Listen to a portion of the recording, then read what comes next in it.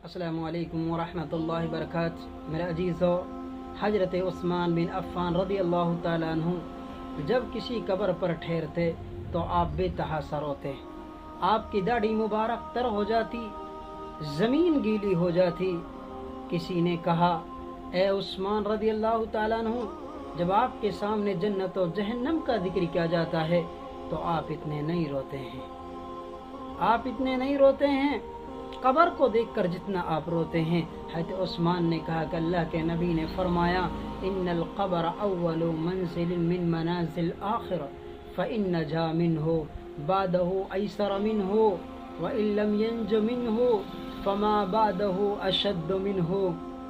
حضرت عثمان نے کہا کہ قبر آخرت کی منزلوں میں سے پہلی منزل ہے، جو شخص اس میں کامیاب ہو گیا اس کے لیے تمام منزلیں آسان ہو جائیں گی، اور جو اس میں ناکام ہو گیا اس کے لیے تمام منزلیں کٹھن ہو جائیں گی۔ میرے عزیزو، جہاں ہم دنیا کی دوسری چیزوں کی تیاری کر رہے ہیں وہاں ہم قبر کی تیاری کریں۔